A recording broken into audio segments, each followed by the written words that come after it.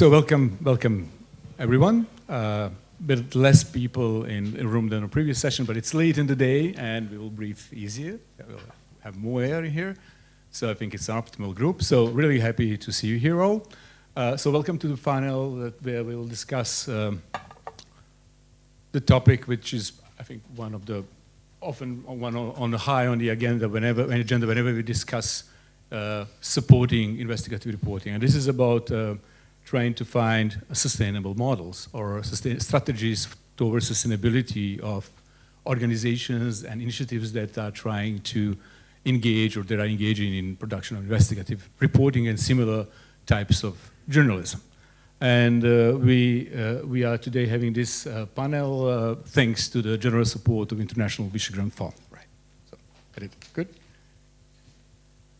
Okay. So first, just to give you an idea of where do we go today. First, obviously, brief introduction. We'll quickly define what we are talking about in terms of sustainability, what it means for us within the context of this debate. And then I will give floor to our panelists. In first part, then we will kind of outline broad context that will tell us actually why are we talking about this. So what are the key challenges that force us to constantly think about these things.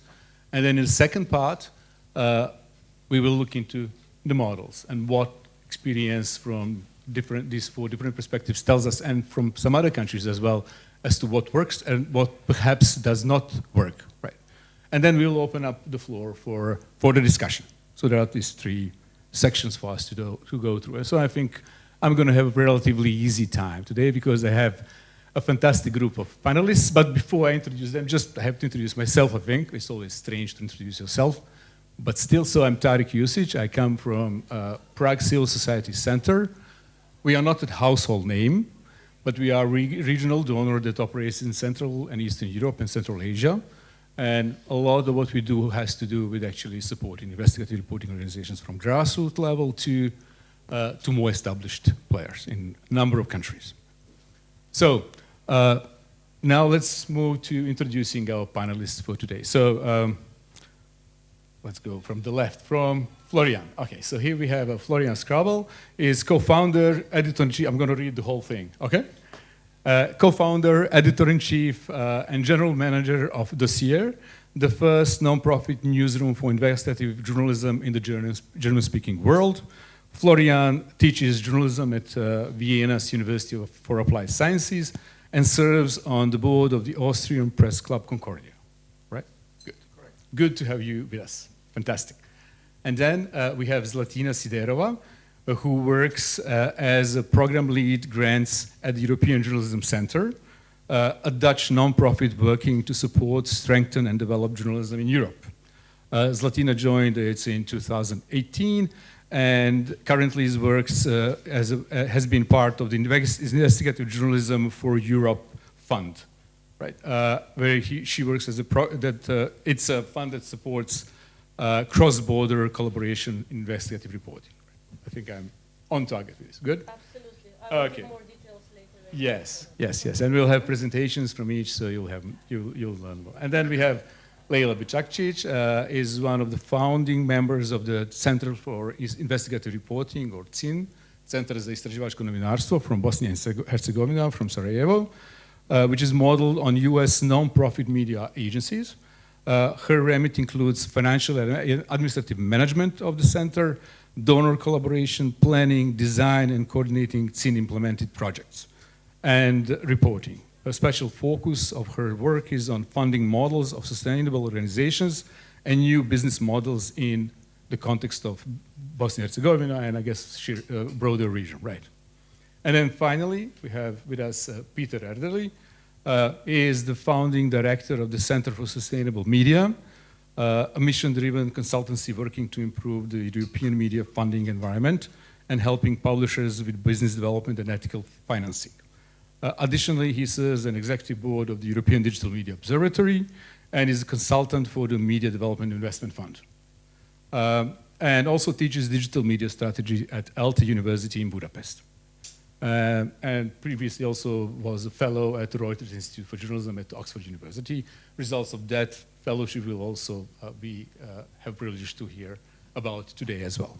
So this is our panel, and what we are going to be talking about today is sustainability, or strategies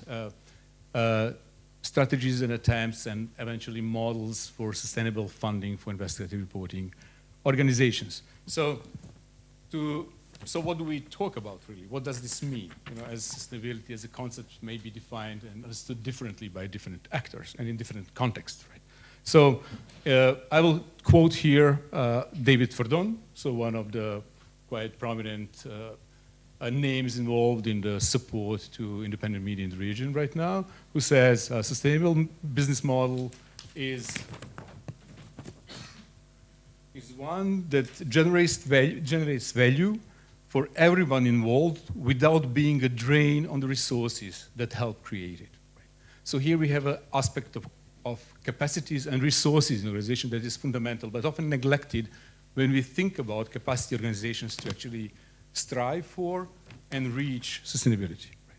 And then there is another aspect to it, which has to do with generating revenue that ensures long-term sustainability and independence of the outlet. So there is the time component and independence component involved as well that we have to consider when thinking what sustainability means. This translates into three dimensions or aspects that we will be discussing today. One has to do with necessity for diversification of funding. So that's core part of this story. It is assumed that sustainable models by definition mean not relying on single source. Second aspect is adaptability.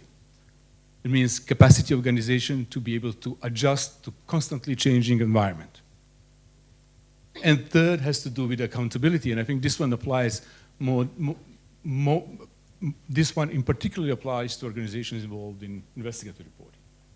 And this is the need that sustainable models also have to be transparent and ethical to align with the mission of these organizations. So this is the framework for our discussions today. But what it tells us is one important thing, that there is no one model. And there is no solution that fits all, obviously. And how organizations strive, what strategies they develop or deploy, and what models they reach and actually manage to implement will depend on many factors. On the nature of organization, nature of the market, nature of the audience, and number of challenges they face in these different contexts. So let us start with challenges first. And I would like to ask Peter to take over the floor and show us the results of his study of sustainable media strategies across a number of markets that he did within his fellowship at Oxford University. For start, Peter. That's not mine. No? Yeah. Is this yours? It's No. not. No. I mean, I could try it. No. Please. And Try yours then. No. no. Let me see. Yes. This one. Perfect.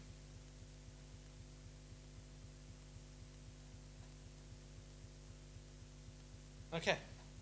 Yep. Thank you. Hello, I'm Peter. So this study, I'm not going to bore you with methodology. These are 19 outlets from across 16 countries. The qualification was everyone is outside of the global north, so these are not super rich media environments. 9 are from CE, and the rest are from South Asia, Africa, and South America. And I'm going to be talking about the challenges for now, which is going to depress the hell out of you for the beginning of this session, but we all have a lot of energy, so that's going to be great. But then we are going to move on and talk about some solutions. So the 3 basic revenues, this may be trivial to everyone, but advertising revenues, a very big source of income for mainstream media and has been forever. More recently, of course, platforms are sort of disrupting this model. But the problem for, I think, specifically for fact-checking and more investigative-minded outlets are advertising may compromise mission or trust. The trust issue is regardless whether it compromises the mission. It's about perception of the audience. If you have a lot of advertising in view, if a certain type of advertisers have purchased with your outlet, some of your audience may not like it, even if they don't influence your content at the end of the day. So I think it can be a challenge. And then secondly, if you want to make it to be sustainable based on advertising alone, you need scale. Most of the fact-checking and sort of investigative-minded outlets that I know are usually not huge, and you need a lot of traffic for advertising to work. Again, this is not generally true. There may be some exceptions, but broadly speaking. Audience revenues, which are my favorite, but not without their challenges. The biggest dilemma here, and I'm going to talk more about this, is whether are you willing to gate your content or not? Are you willing to put a paywall up? And of course, many people in fact-checking and investigative journalism says, no, you can't do that. There's a public service mission. You need impact, and you can't gate the content off. But unfortunately, if you don't do that, then it's a lot more difficult to make money from this. And then here lies the dilemma.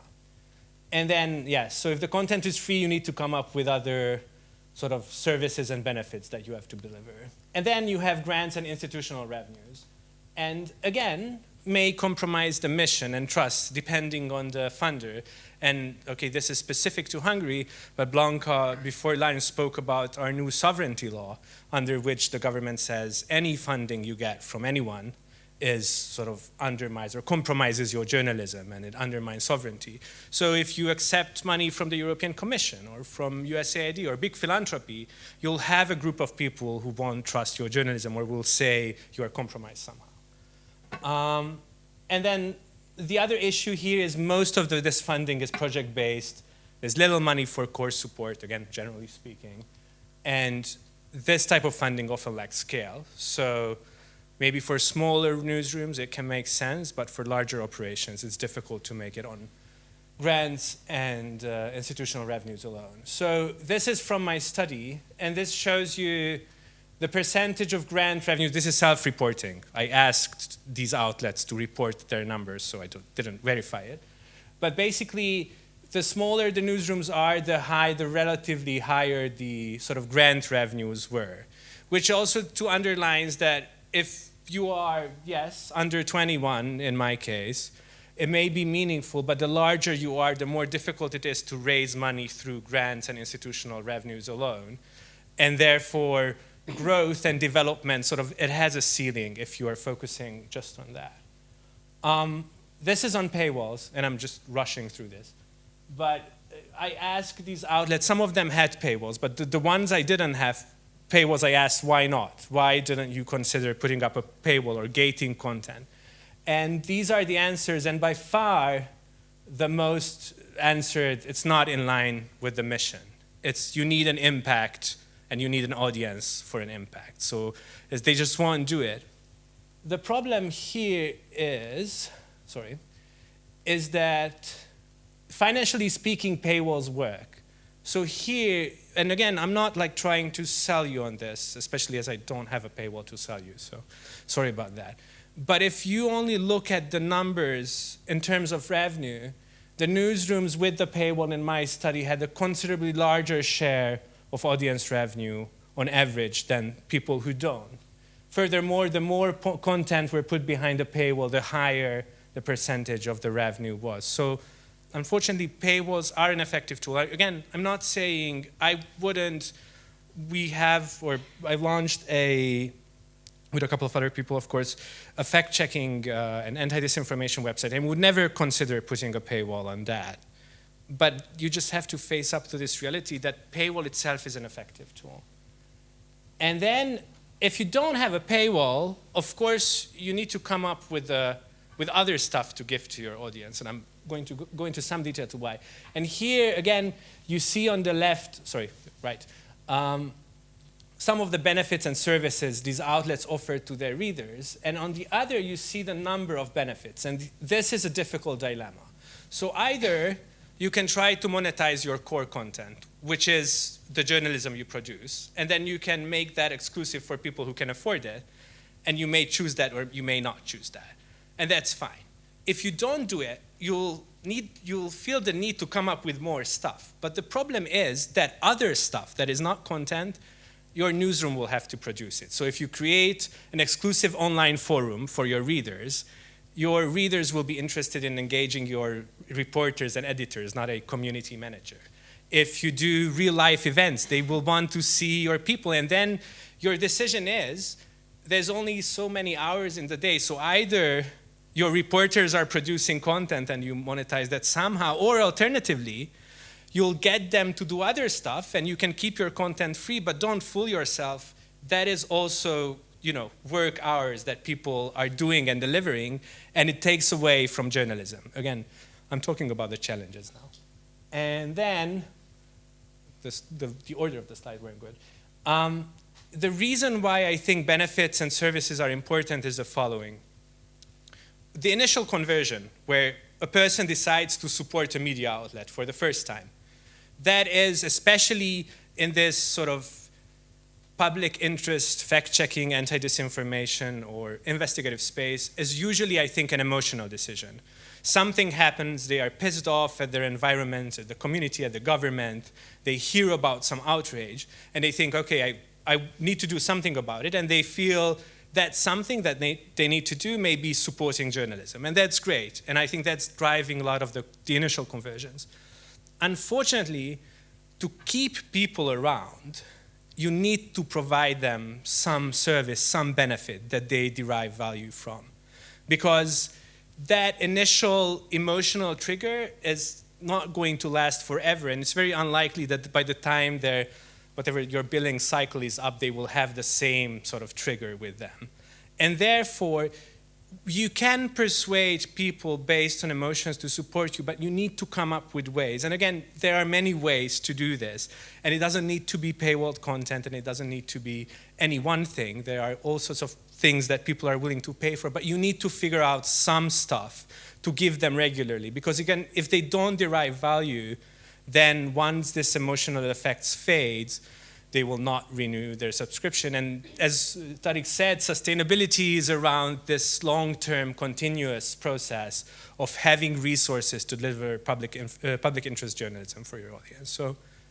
So much for the challenges. I'm not sure if this was 7 minutes, but. If you guys have something to add, please, now is more regarding the challenges, if Peter has missed something or should be emphasized. Okay, good. So this is more than enough for this time. So thanks, Peter. That was a nice overview and provides quite a solid context for what follows. So now I would like to give floor to Leila first, and to tell us about her organization and how and what sustainability means for them and how they are trying to achieve it. Thank you, Tarik. It was interesting to listen to the presentation because I think I test all of the challenges that we just heard, and they still remain challenges, unfortunately. So not necessarily a successful story that I would be able to share and say, okay, this is how it works. Because we are all inclined to look for positive models and try to replicate those positive stories, success stories into your own context, and it usually doesn't work that easily. I mean, the story of Tin is trying to use the US model of non-for-profit investigative center and adapt it into the context of Bosnia and Herzegovina, which is a country that never actually practiced investigative reporting. So it's always a challenge when you are trying to introduce something that doesn't have necessarily a similar organization or a product that you can draw success from. What we are doing is basically experimenting as we go on. So it's always trying and failing and learning something out of the failure and trying to do more next time. So it is a pressure coming from donors in particular to find a sustainable model. But as you said, I mean, sustainability can have a different meaning depending on the context. So sustainability in the most sort of in most rigid terms is finding your own way to be financially independent from any other sources or be commercial. But if investigative reporting was commercial to start with, we wouldn't be seeking renting. because that is the most expensive and most unreliable way of doing journalism, because you cannot guarantee the success. The stories can take up to a year to develop, and that is the story that you cannot really put a price on, because it will be either too expensive for anybody to publish it, or it will be something that you can actually take a portion of the expense you invested into developing the stories and give the exclusivity rights to somebody publishing that particular story who paid that small price, and you are not basically reaching your goal. And it is, the goal of CIN still is to have as wide as possible audience informed about the problem than to gain money out of it. So we basically try to do the simplest things at this moment. First one is to diversify donors. We were able to negotiate core support from 2 of our long-term donors, which is basically keeping the organization afloat. So that is, it covers, the combination of those 2 donors are covering about 50% of our annual expenses. And then the remaining 50% is covered to projects and grants. The projects and grants, we were striving for a long time to find a successful model of depicting investigative reporting into the context of projects and grants, because it's not always easy to demonstrate how do you quantify investigative reporting. You cannot promise a particular story in the project proposal, because most of the donors would like to see what they're funding. So they need a quantifiable indicators that will actually measure the success of the project. In investigative reporting, that is not always it's almost never possible, because the story can drive you in different directions. You cannot guarantee the outcome. You can actually get the story, and I mean, investigative reporters in the audience know this. You can have the story almost ready, but you're missing that last crucial piece of information that is preventing you from publishing, even though you know what it is, but it will not fly through the fact checking. So what we actually were trying, and basically that was the try and fail opportunity for a long time, and still is, you can never guarantee the success, is trying to find this fine-tuning of how to inbuild investigative stories into our project proposals. The successful model is teaming up with other civil society organizations, think tanks, advocacy organizations, and others who are basically working on the same issue with us. We do the stories, they do other activities, and then we are combining, we are basically we are demonstrating that we are putting pressures on kind of different, from different sides, trying to basically circumvent the challenges of expecting that others will follow up on the story once it's published if it's not being prepared upfront. That's one thing. We also tested the advertising, because everybody are talking about the advertising. Unfortunately, not a successful story. Investigative reporting portals are not necessarily the most read portals. We don't have such a huge production as the regular portals of daily news and information. So when you put the Google ads on your webpage, it actually creates a chaos. Once you open the web page, then you have the advertising jumping throughout your page. Then you basically providing the positions for the advertising, and you cannot control what you're advertising. So we had many different things being advertised on our web page for 6 months that we were trying, including knives and telecom, which is odd, because telecom is the Bosnian telecom is a public company that we often write about, but still it was advertised on our webpage. We did a focus group with our audience, and they said, get rid of the advertising. When you compare the rejection numbers of people who are rejected by these heavy advertising positions on your webpage, and the amount of money that you have received, because again, we are not as hugely popular and visited as some other daily portals would be, then you see that there is really no benefit of advertising model for our content. We are now testing whether to put the advertising on our databases, which are far more visited, because it's a tool for other researchers as well. We were also advised to look at the training model, but as you said, that's the investment from the organization. If you want to do training, then you basically think about the amount of people that you have on staff. So if you do the training, it will take a significant portion of their time to do the training.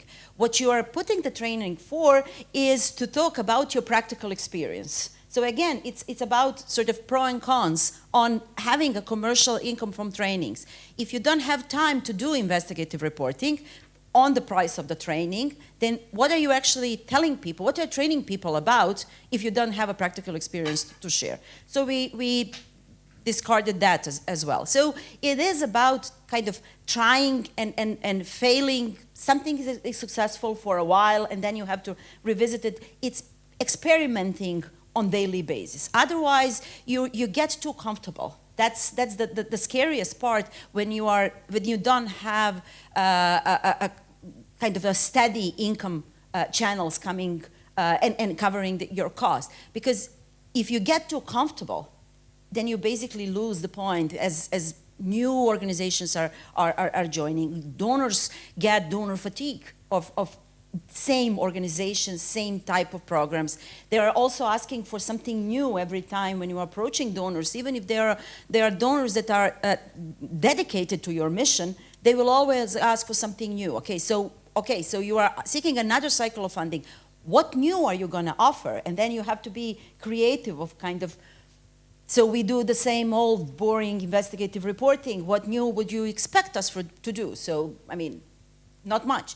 So it is about trying to find a silver bullet to solve our long-term sustainability while doing many different little things in trying to keep the core mission afloat. What we have decided years ago is not to involve journalists in the fundraising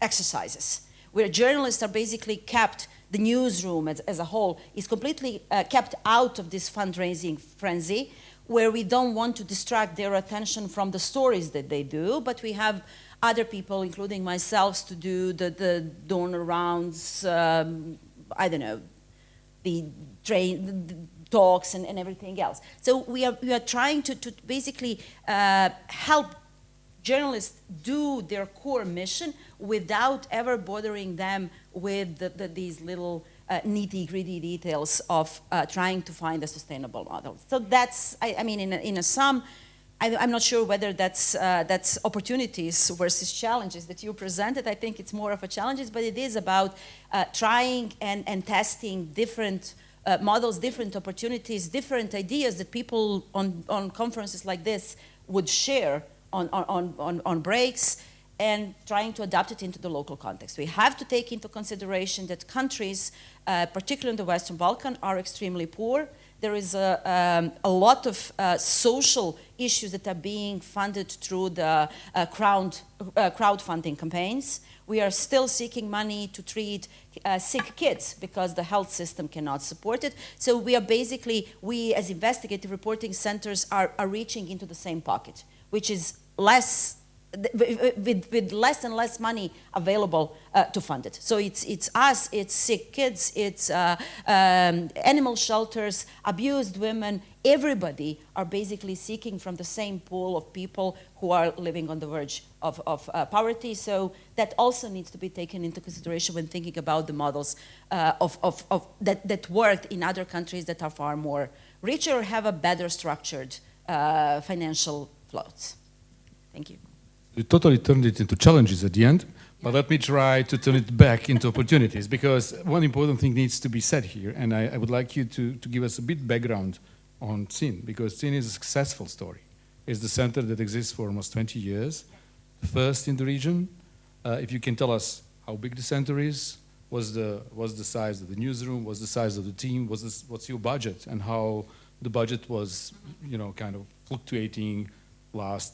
I know you know by heart probably from the start, right? So if you can give us some context so that we understand and from where you come would be, I think, valuable. You will all be invited to our 20th anniversary next year. So for the time being, we are in our 19th. So I would say that we are mature as an organization. It had its ups and downs. We are now at about 24 people. So we are slightly into this middle newsroom size, where we have 4 people in administration, including myself, and everybody else are part of the newsroom. We have 2 editors. Of course, we have 2 editors. We have a IT person who is basically working on having everything online all the time. With all these applications, I don't know, I'm not IT savvy that much, so whatever is needed now in this contemporary world, that's what he does. We have a small multimedia team of 5 people in the office. We have a fact checker, and the rest are journalists. So it is a big organization for a donor-funded organization. It's yet. Budget is about, for this year, we are about 600,000 euros.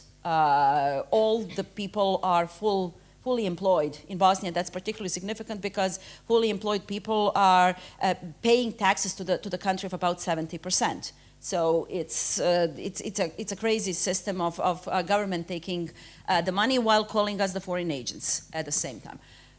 All of our funding is coming about 2% is coming from commercial income, so it's almost non-relevant. Commercial income is basically people going to do trainings or get a lecturing fee or something that is being channeled back into the organization, and that is, we are trying to build kind of a rainy day fund, which will be able to cover at least temporarily the organization. If we get in a situation that we lose the donor support completely, we would be able to operate for a couple of months at this point. Well, it was, as I said, it was going back and forth. We are trying there was a lot of kind of milestones over time. In 2016 was the last big one when we introduced the multimedia. It didn't go easy because journalists who are working on their stories for 6 months up to a year on investigation are feeling that they're being stripped of their stories if they're turning into a multimedia infographic of a page. But it did spike on the audience side because it's much easier, much better understood if you put the story of 5 pages long into a multimedia content of a small animation, an infographic, a short documentary, because it's visual, it's more appealing to the audience, and it's easier to share. So, I mean, it's a lot of challenges. Thank you. So now I think we have a full picture. So Florian, I would like to give floor to Florian.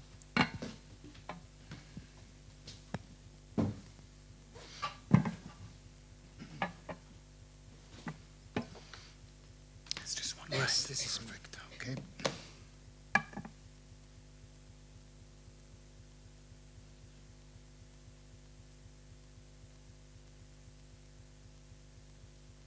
And you can use this. Thank you.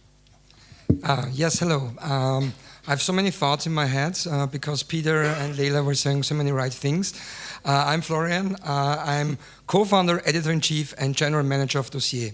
So actually, I'm doing the journalistic part and I'm doing the money part as well. So we have not that kind of different task within our newsrooms. Dossier is a tiny newsroom. We have 6 employees. We are based in Vienna. We have currently a budget of 450,000 euros. And what distinguishes us from other newsrooms is that so far, we started in 2012. We have so far not received 1 cent of a grant from a foundation, and we have not received press subsidies from the Republic of Austria. So basically the 450,000 comes from our subscribers, and we've managed to build up our subscriber numbers from scratch, and now we have around 6,000 subscribers. And I want to tell you what 7 lessons we've learned since our start in 2012. This is what you see here is our website. And the development of our website. Initially in 2012, it was a single topic website. We're just focusing on the corruption between Austrian politics and Austria's media, because we have a systemic problem which lasts till today, that Austrian governments and politicians are buying off media through public advertisements. And that's our first reporting project. Hence, we have already declared ourselves, we're going to be ad-free. We're not going to take any advertisement money because it didn't feel right. And you see how our website developed, and it became more and more a magazine look. And actually, in 2019, we started printing our own magazine. It's also ad-free. Initially, we put our focus on donations, and you can see how much money we got in the first 4 years here. It's not a lot, because the team in the beginning was 5 persons who were not employed. Now all our 6 staff are full-time employees. And the problem with donations is that you actually cannot rely. First of all, it's acquiring donations. It's difficult to sell something abstract like investigative journalism is important for democracy and stuff. It's much easier to sell or to ask for donations if you have a sick child. So that was a problem of getting money. And the other problem is a planning problem. Just because you got, I don't know, 15,000 euros in 2014, there's no guarantee that you will get the money the next year as well. So actually we try to develop revenue streams, and at the moment our operation relies on 3 pillars, which is our members and crowdfunding. Media contracts, what does it mean? We are actually we have actually copied Disney. Which is producing films, Star Wars, and then they're producing spin-offs, and then they're producing theme parks and merch and so on. We have one investigation, and then we publish our investigation on a website, on our channels, and then we sell this investigation to, for example, media.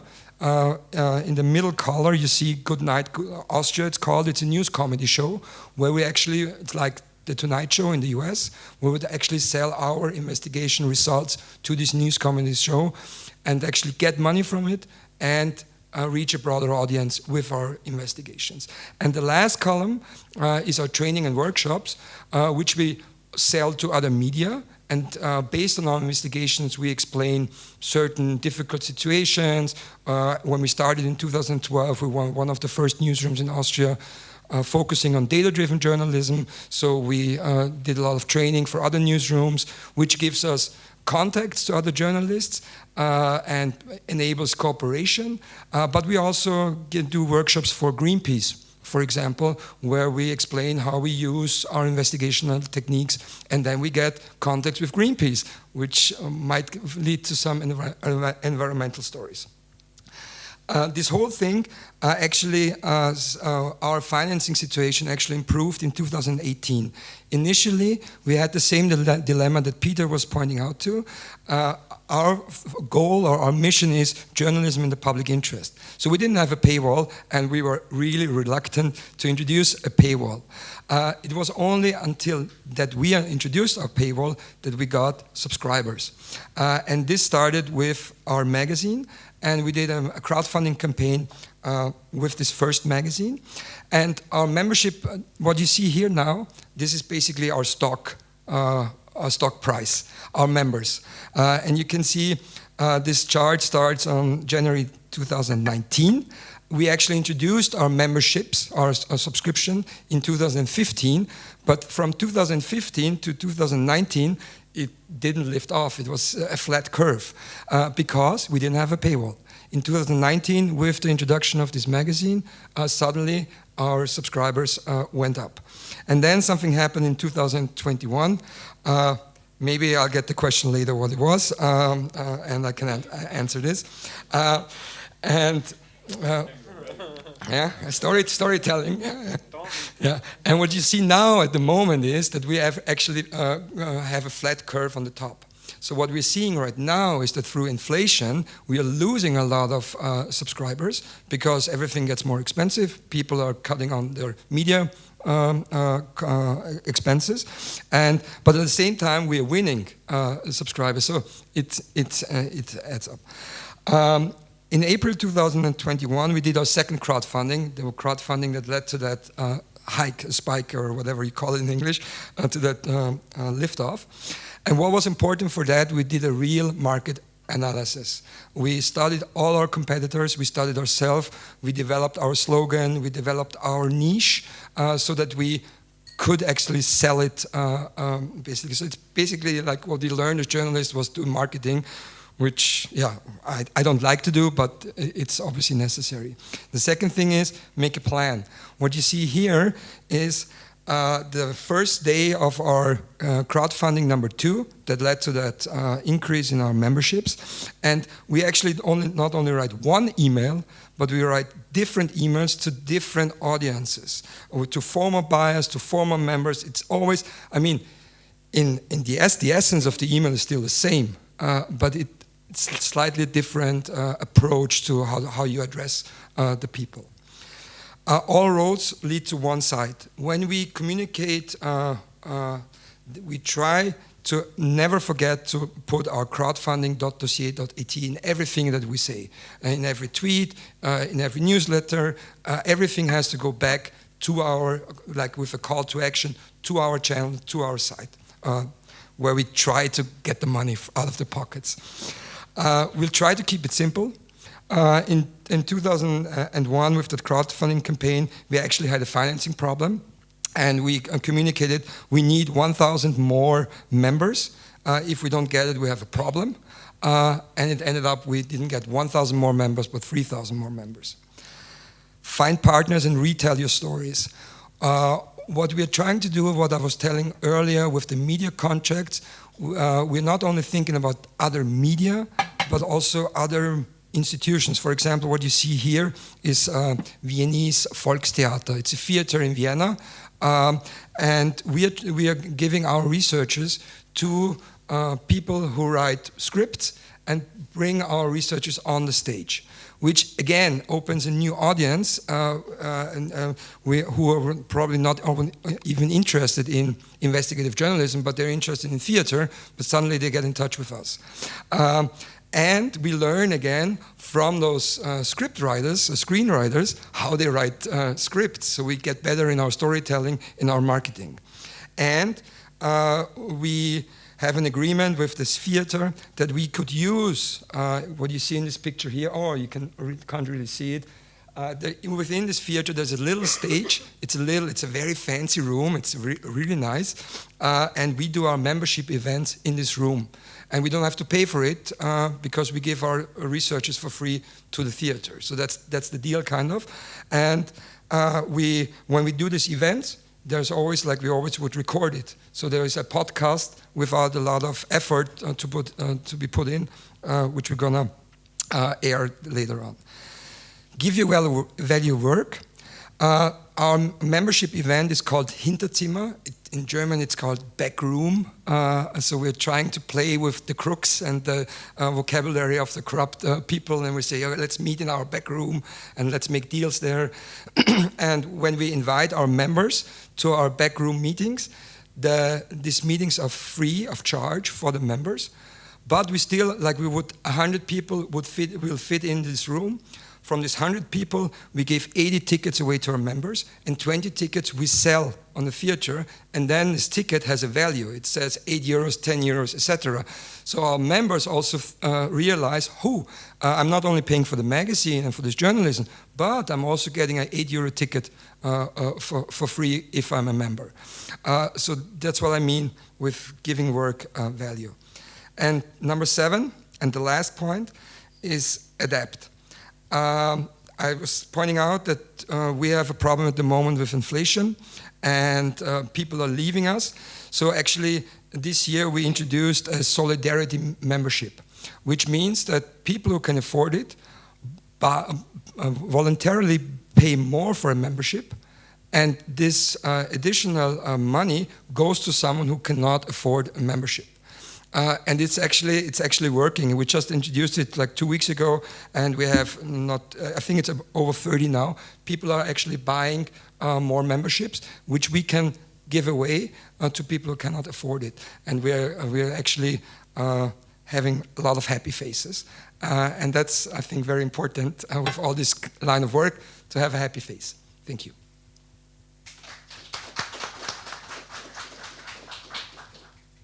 Thank you, Florian. That was fantastic. Zlatina? So,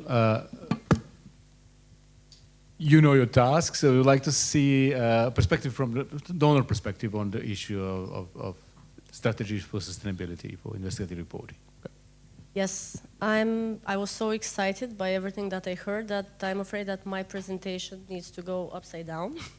And I will start maybe by mentioning a few words about the organization that I represent, because people might be wondering who the hell the European Journalism Center is. And the European Journalism Center is a Dutch non-profit supporting journalism mainly through providing grants, training, events, networking, and resources. And as managing the grants programs at the JC, I might be representing the most unsustainable element, but still I'm going to try to give a few good practices.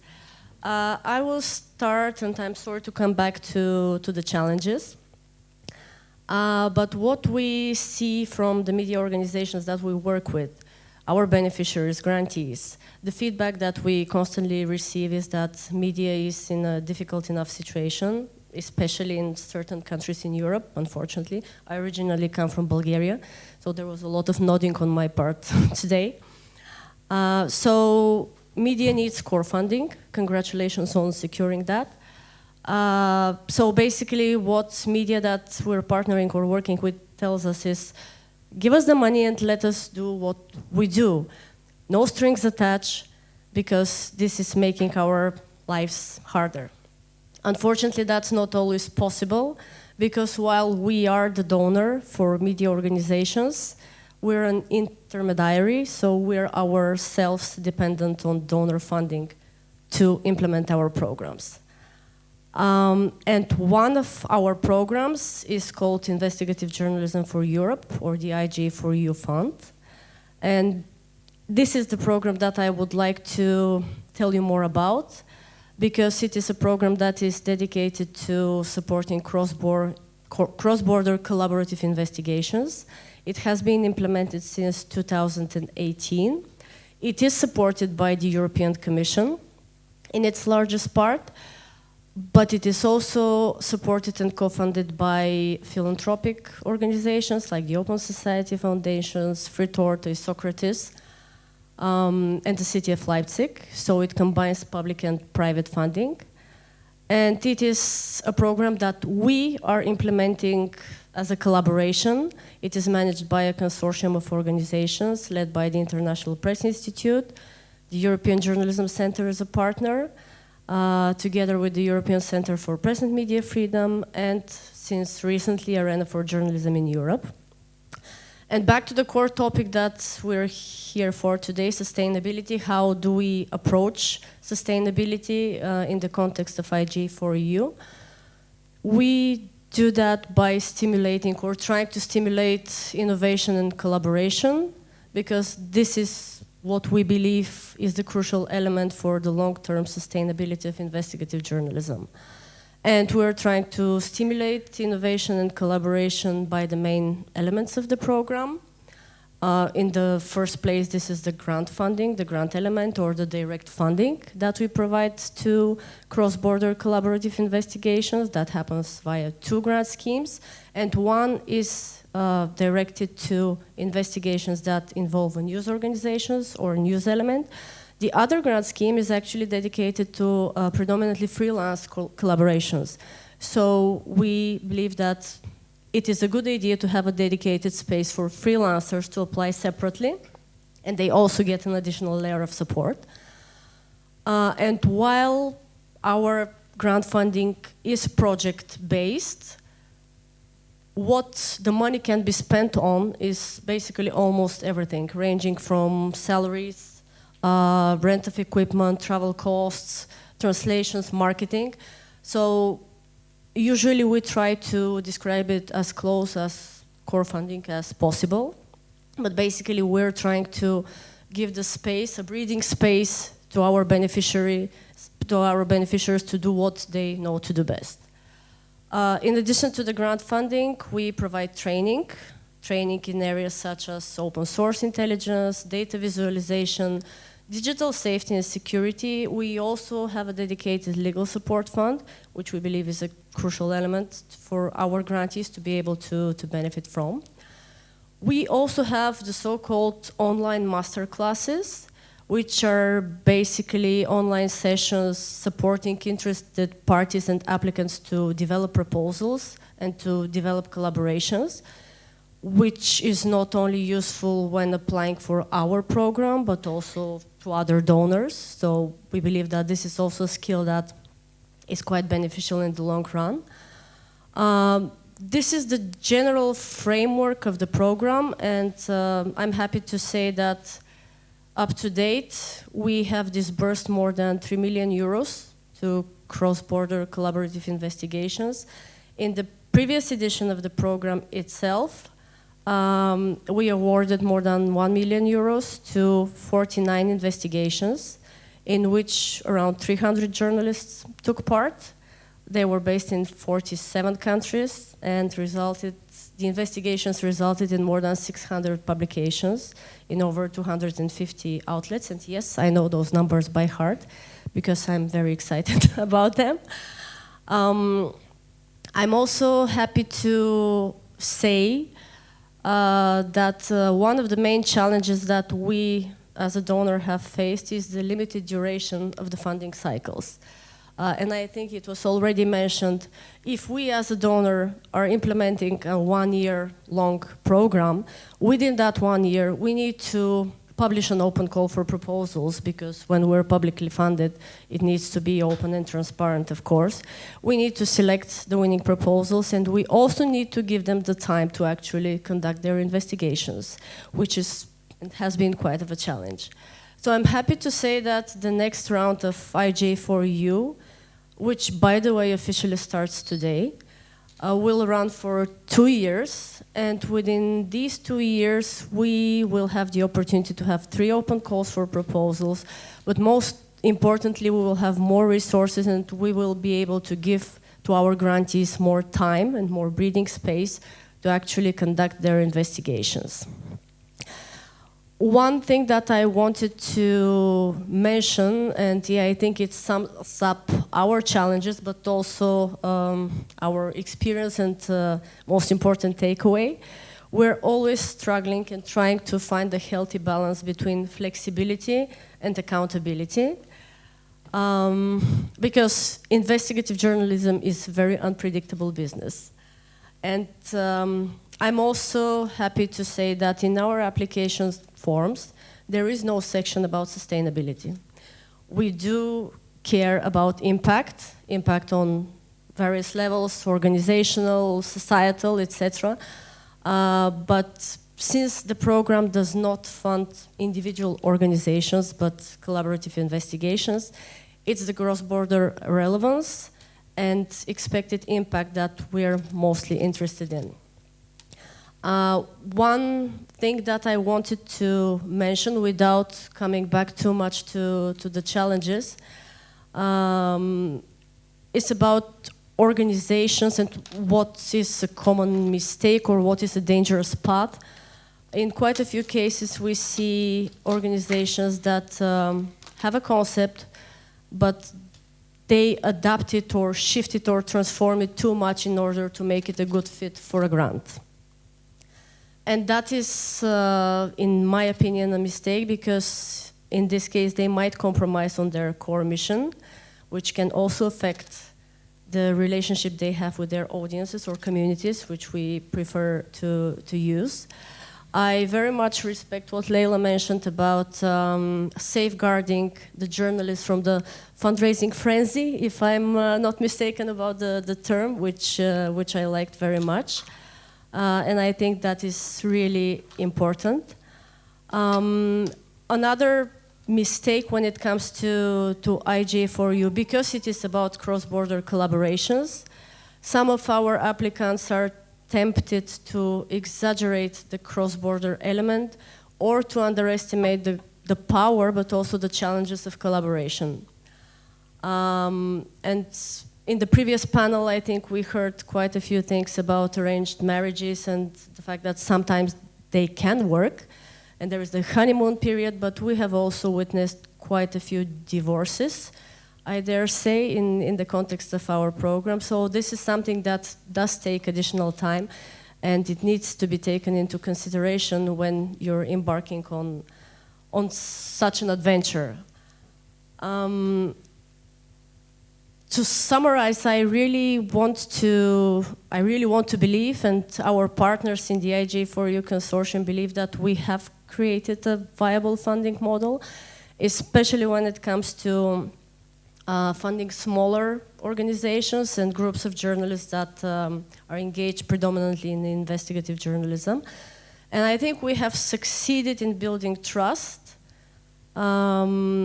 in the brand of the program and in becoming a firewall between the source of the money, which in the case of IJ4U is the European Commission, and the final beneficiaries. And I think now that we will be entering the 5th edition of the program, it is the investigations that we have supported that speak for themselves. Quite a few of them criticize openly European institutions. We have investigations digging into Europol, Frontex. I'm also happy that some of the investigations that we have supported were mentioned today. And while I'm not exaggerating our role and not taking credit for it, I believe that our program has also given its 2 cents. Okay, thank you, Zlatina. So I was planning to have Peter now, but I think we'll keep you for the end for wrap up, and would open up the floor for the questions from the audience, but also for you if you have questions for each other. So please be free to raise your hand, take a mic, and shoot it.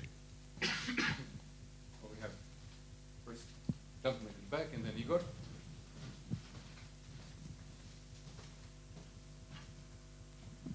Hi everyone, I'm Matej from FED Chile. We are a tech company supporting especially investigative journalists. And I'd like to congratulate Florian to the results that he provided. It was really stunning. And I have a question. What was the trigger for you to start thinking more about marketing and the monitoring your competitors? And I think it could be like inspiration for others. And another point I'd like to make, we, fortunately for us, had the chance to cooperate with tens of smaller outlets. And what we see, they're of course many times funded by grants. And what we see that they have like big troubles with the technologies, because one thing is, to be safe and know how to produce the content. But another thing is, how to distribute it, how to get donations. And many times we know how to help them, but they just, can't afford it. So maybe this can be an inspiration for you, include some also tech support to these funds. Thank you. Yes, thank you. I'd like to take a step back. When we founded Dossier in 2012, we had a journalism project, but we didn't have a business plan, which is, looking back, it's a mistake. So we started actually making money through these media contracts and selling our investigations to television shows. And through that, we started building up the marketing campaign because we saw that the donation just wouldn't work, and that's why we came up with subscriptions. And just to give you an honest look into Dossier, nothing at Dossier actually is original. Dossier itself, the idea of founding a non-profit investigative newsroom, we actually took from ProPublica in New York. So it's all about taking what works somewhere else and trying to make it work in your specific environment. Yeah, and so that's what we're trying to do. I have a question primarily from Leila. I'm Igor Blažić from the Prague Civil Society Center. I'm originally from Bosnia, living in the Czech Republic. So I do understand, Florian, why your model can work, and we have similar things in the Czech Republic that both in media and investigating media and in other sectors that you basically build your value brand, or you bring yourself as a kind of brand connected with the value, and then in your society there is a segment of the population broad enough to invest in you as a value, let's say. But in a cases like Bosnia, where there is low trust in any values, it's a post-socialist society, post-conflict society, devastated in many, many ways. What is your experience with trying to build up these communities of the people who are ready to support you as a value which they believe is important to the society? And there must be at least 100 or 1,000 people in Bosnia who have finances who will be ready to do it. Have you tried? Have you failed? Have you succeeded in a certain extent? It's a work in progress. We are trying. We have some people that actually approached us offering a small donation, €5 a month, which they're dedicating to us, and we didn't even ask. We have a donate button on our webpage, which we advertise occasionally, but it's not extra successful. We have one-off donations of people who are donating for the cause. You are so good, here is my €50, €100, something, but it's not continuous in a sense that they are not returning on a regular basis, and they are not paying for the content. We have been discussing about the paywall opportunities, which is always a scary thought, because you have built the audience who is regularly visiting your webpage. It's not huge. But if you put the paywall, what will that result in? Will we drive them away continuously? Because again, we don't have a huge production. Our stories are not appearing daily, so they come back. We have sometimes period of a whole month with no new stories, which we are just fulfilling by advertising on social networks some of our old stories and some of our old findings. So it's complicated because it's, when you look at the crowdfunding campaigns or campaigns to attract people to donate to the center, then when you look at the successful model in other countries, you see that political, the construct of the political system in Bosnia is also a challenge in that sense, because we looked at the Hungarian model of colleagues from Hungary who built very successful crowdfunding process, but they have a single enemy that they are advertising about. We don't. Bosnia has at least 10 enemies, and there is always a challenge. Okay, so if you are writing about this one, what about the other 9? So are you just focusing on one single person? So it's actually a work in progress where we are trying to find the successful story to accommodate at least 10 to start with, people who would regularly come back, and that they are not family or friends of people working in the center, which is not a model. The one thing that is kind of administrative hiccup is the fact that you cannot build a paywall in Bosnia that easily. The banking system is not providing for an easy donate opportunity for people who would donate online. You actually have to go through a hustle of several steps in order to donate money to the organization, which, as research showed, that is basically driving people away. If they cannot do it in a single motion, then it's just a hustle that they are even if they are doing it once, they will not come back because it's too much. So it is something that we are testing. It's also a debate of why are we doing this? Are we doing this to get people to pay for our stories, or we have this kind of idealistic view on the world that we've seen in the first presentation, public interest. Is there a public interest for our work? Since we are being funded by donations, and we build the position that our stories are available for distribution for free because it's no point of paying for them. Now changing that, would that drive people away from taking over stories, for reading stories, for coming back if they have to pay for it? So it's, again, as I said, work in progress. May I just have a thought, because it reminds me, we were discussing, our mission is journalism in the public interest, and we're having this internal discussion for over a year, whether to introduce a paywall or not. What we have now is actually a soft paywall. We have the paywall because we want people to buy our journalism, to pay for it, to give it a value, a worth. But then again, we're working on a social paywall so that the people who are actually, they can refer to our content through Facebook or Instagram, and then the article will be free. Or we have our article behind the paywall and we see there's a huge public discussion about this topic. So we're gonna put it in front of the paywall. So it's not, we still want to stick to our mission, journalism in the public interest. That's why we open our paywall. But for sometimes, like when we just publish a new print magazine, our online content will also, the print content will also be online on the website. For the first week, it will be strictly behind the paywall, but then we'll open it up. So I totally relate to the paywall discussion, but for us it worked. So we have time for one more question and then a wrap up. Okay. Thanks. My question is regarding for Latina, like regarding the European EJC. One thing I wanted to understand is that when it comes to applying for these grants is determining the budget of these investigations, and I think this is a difficulty that many, including myself, has experienced in trying to determine like how much money we're going to need for these investigations to sustain ourselves. Are we going over the limit? Are we going under the limit? So my question is like, what are your recommendations on overcoming these difficulties and how we determine these budgets for our investigations? I wish I had the answer, and as funders we have considered various options, whether we need to leave it to our applicants to define their budgets or to give lump sums. So every investigation receives X amount of euros so that the teams do not have to struggle into budgeting.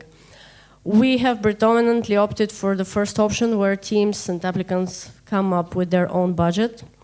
I'm afraid that besides planning and doing research, there is very little else that I can recommend.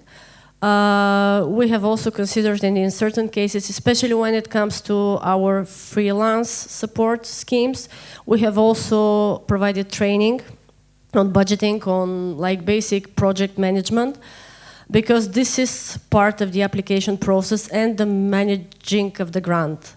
This is also part of the criticism and feedback that we have received, that the admin is taking up too much time and it complicates things further. And then again, I'm coming back to this struggle to find the right balance between flexibility and accountability. But it's budgeting, doing research and planning, checking with partners in case that you're collaborating. Maybe they have experience, maybe they can give advice. And it's also something that comes with practice. What we have seen is that especially our freelance grantees, they tend to under budget. In the first cases when they are awarded grants, they seem to be underestimating their effort. So this is a lesson hard learned, but it comes with practice.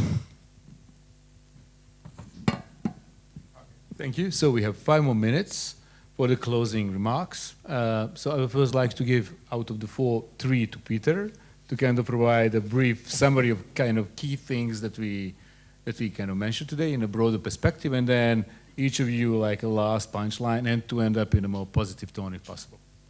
Okay, very positive now. I would say 2 things. I think audience revenues are super important. Even if you can't, not everyone will have 20,000 or 50,000 or 100,000 supporters. But I think it's a great way to maybe refocus some of the journalism on what the audience wants and needs. And these are good things. And I think media organizations forever operated in a very top-down manner. I'm the editor, I will tell you what's important, and you'll read what is important. And there is rationale to this approach. But I think with the technology and some other changes, I think this is an opportunity. And getting into audience revenues forces you to consider your audience's perspective more. And I think that's value in itself, even if the financial gain is not as prominent as you have hoped for. So I would encourage everyone. Also, in most environments, even where people don't have a lot of sort of purchasing power or disposable money, will support journalism if it's relevant for their lives. So I would argue this is a good way to get some of your funding.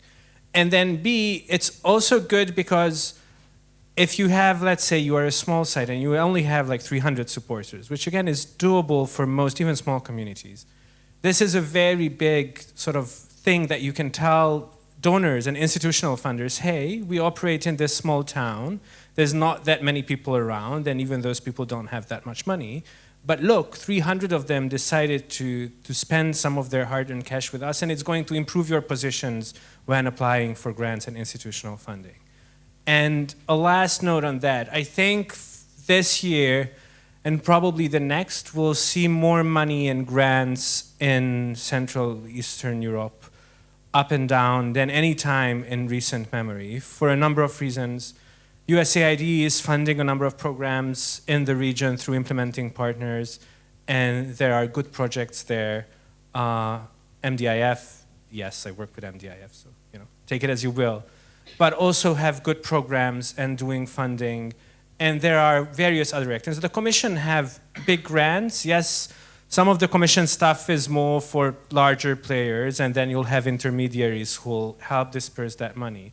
But there is more money in institutional funding this year and next year than has been for a long time. Of course, this may not last forever. This is very much subject to sort of changing winds of European politics, and not just European politics. But this is a good time to think about funding. And one last note, and then I'll shut up. You'll need to, was super inspiring, the stuff you said. You'll need someone in your organization, or ideally multiple people in your organizations, who think about this stuff, to reach out to that theater that maybe can lend you their room. And there's not going to be a single thing that is going to like solve I'm sure the magazine itself is not a huge moneymaker, is it? Well, okay, it was maybe success, maybe the magazine is a huge. It produces costs again. I mean, but what I'm saying is you'll need to experiment, and you'll need, and I know this may be difficult for smaller organizations, but you'll need to spend time thinking about these issues, because that's how you'll find your niche and your small ways that you can make it work, and then hopefully you'll be good at it, and you'll scale up, and then you'll become CNN or whatever you want to become. Thank you. Good. Be CNN. Well, we also want to be CNN. The positive one, I think it's positive to keep trying. So, I mean, it's easy. In the Balkans, it's very easy to lose hope in whatever you are trying to do. And I think the positive one is that we are still in the market, we are still trying, and we are still hoping that we will achieve the gold status, whatever that is. So I think that's good enough. I will close by very briefly saying, please focus on knowing your communities, audiences, not only because this can lead to additional paths to revenues, but also in terms of trust, solidarity, which is, by the way, also an approach that is very attractive to donors, but also because it will help you focus your core activities better. And the second thing is think about impact and demonstrate impact. And I was very inspired by what was mentioned in the previous panel, not impact as a buzzword, but I think it was Bojana who mentioned impact on two levels. Citizens need to be informed, build up evidence for the future. And then Marton, if I'm not mistaken, also mentioned that impact is not always immediate or visible. But think about it from the very beginning, because it's through the demonstration of impact that we can continue making the case for funding investigative journalism. And we as donors, we can do that only thanks to your work. So keep up. Yes, and for me, I'm, as I said, editor-in-chief and general manager, but this week I'm also responsible to answering any community emails, so I'm also doing this work. Which is not, obviously it takes more work, and I have to get up an hour earlier. But on the other side, on the positive side, I get in touch with the community, and I really develop respect for this job. So if we're big, like BBC, I'll take BBC, and we have somebody who's doing this job, I will always respect this person, because it's not that easy to actually do this job.